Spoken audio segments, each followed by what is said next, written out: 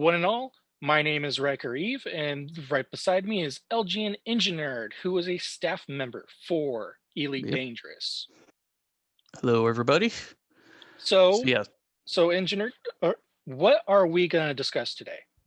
so basically we're going to do kind of a primer on what is influence, what's the difference between influence and reputation and rank, kind of what is the point of influence, why we're going for it, what it does for us, how to get it, and then how that kind of affects our overall player faction.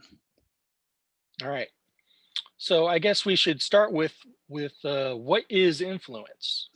Yeah. So influence is is how our faction relates to the other factions in the system. So kind of the difference between influence, reputation, and rank. Rank is your individual commander's. So it's our personal reputation Yeah, and what we've done. yeah. Yep, it's you. Well, rank is for Imperial and Alliance.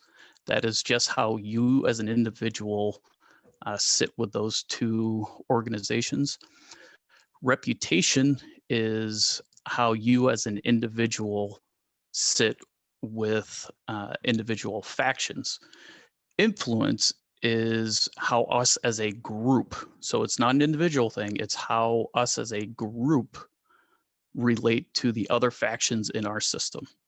So if you All right. think of kind of, reputation is for an individual, influence is for the whole group. And then influence is, like I said, it's in a system and it's kind of think of it as a pie chart. Everything goes up to 100%.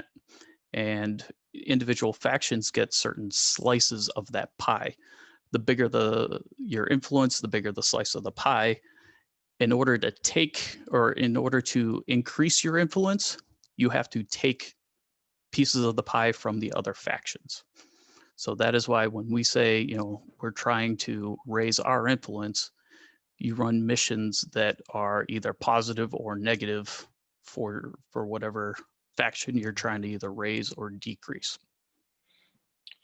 So, Engineer, what are we doing in Sarahath at the moment, since we just Right. barely got out of an election and now we're trying to get back into an election? Right. So influence is based, like the calculations, how much your individual faction can move on that influence pie chart is based on the population of that system. So since we are in a very large population I believe system it's with like what, 1.7? 1.7 billion, yeah, so that So is it's technically, for us as a group, it's technically very difficult for us to right. If you want to get level up. really into the weeds, it's 1 over the log of the population, which means each little plus is a very, very small percentage of that overall pie. All So right. if we were in a system that had like 10,000, each individual plus, counts for a lot more of that overall pie. All So right. currently, what we're trying to do is we are trying to move that other faction up so that we can then equalize our influence with that other faction and force a conflict. So kind of one of the points of influence is to force either conflicts or expansion. There are things called influence states.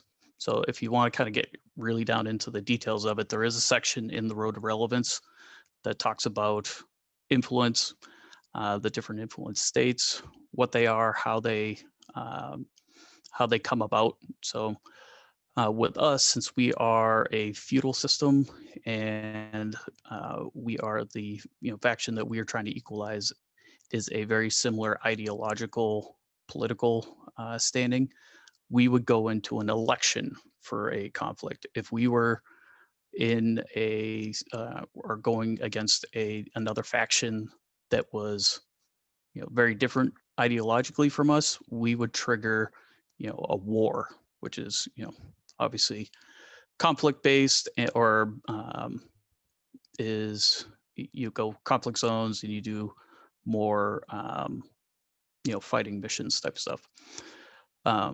Yeah, so how you get influence is, on the mission boards, there are the different mission givers. So the different factions, over on the left will talk about your different missions available. And the rewards for it will be, INF, which stands for influence, or REP, which stands for reputation. The more pluses that are available for those missions, the more of those little pieces of pie are generated as rewards for completion of that.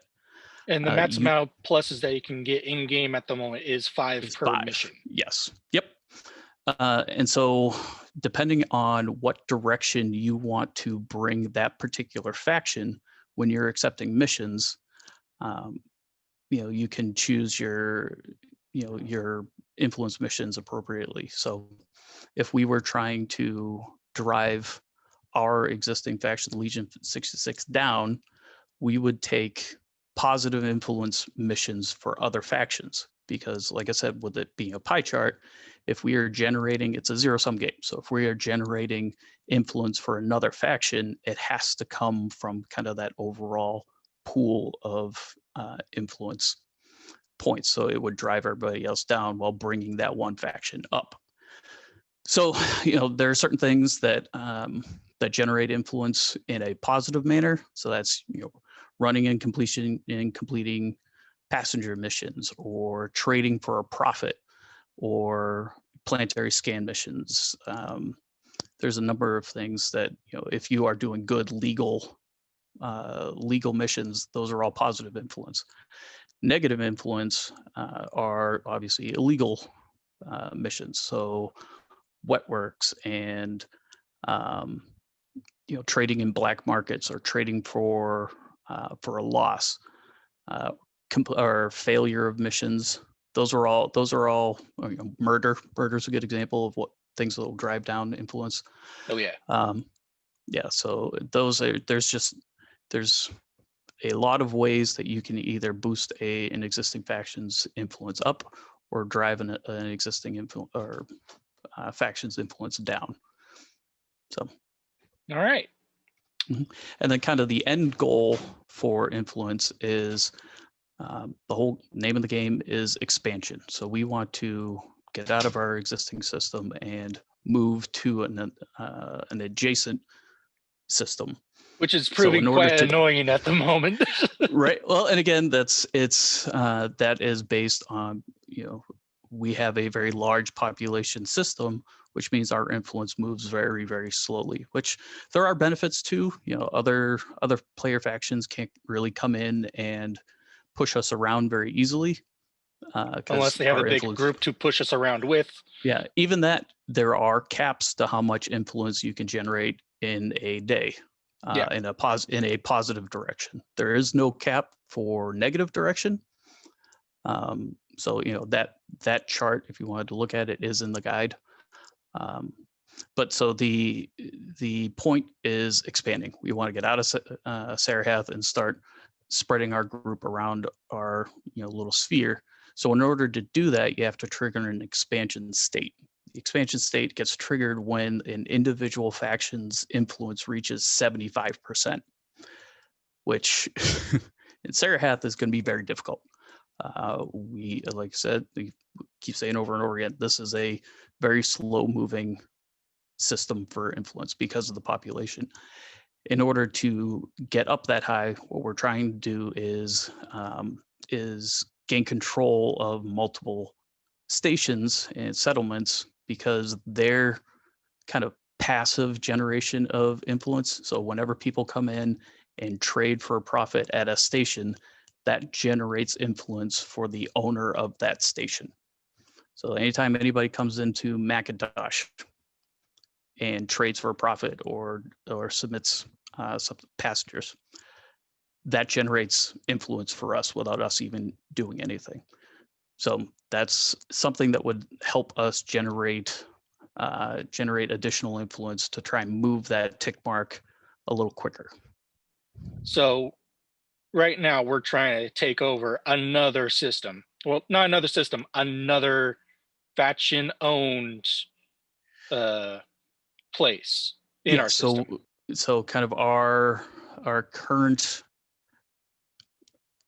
objective is we are trying to take ownership of multiple stations in Sarahath, just because that gives us more pools to be able to generate influence to push our influence up when we eventually make the push for expansion. Because as we saw when we were first trying this whole influence thing, it is a very difficult climb to push up into the higher 40s and 50s and everything. It slows down exponentially as you get higher, because you have kind of a smaller amount of influence that you can generate per day. All right. So, and then I guess one kind of final thing, some people are saying, throwing around stuff like the BGS. What the BGS stands for is that's Elite Dangerous's background simulator. That is what all the influence and reputation and factions interacting with different factions and stuff like that. Kind of the political intrigue and all the finer detail stuff. That is all kind of wrapped up underneath the background simulator, or the BGS. So everybody hears that. I was going to ask that question to Slappy on, what is BGS, but you just, explained it. So, Yep. Slappy, you've been excused. Yeah, that's what we're doing right now. When we were first starting playing, before we had our player faction, and we were just kind of out there running trades and kind of getting into the upper level entry stuff of the game. That's the non-BGS stuff. Once you start getting into the how are we driving influence, how are we interacting with our faction, that's starting to get into manipulating the background simulator. So so another question here: how much influence should one player do a day? So kind of the general rule of thumb is we want at least 15 per player to just kind of hit the status quo. That is enough to kind of move us in, or move whatever faction you're doing that influence for, in a general positive direction. So 15 to 20 is kind of the general rule of thumb for for us as a group. It's for a faction our size and for a system our size, that is kind of the bare minimum to not be a drag on the current objective. All right. Is there anything else we should add to this conversation? No, everybody's doing a good job. It's a lot of work. It's a grind. Once we are out of Sarahath, some of the systems that we're looking to expand into have less than 1 million for a population, which will be way better for us. Well, it's going to be one of those things that, right now what we're doing is we're weight training. We are getting all of that, building up all of our muscle mass and everything to get very good at moving influence, so that once we go to these smaller systems, we're going to be very surprised at how quickly we can move things around compared to our we've already system. seen that in action too at one point. Yes, we did. Yeah. That was hilarious fun there. Yep. Yeah, so this has been LGN Ryker Eve. This has been LGN EngiNerd. All right. Signing off, and to have a good day. See you in the black. Yep.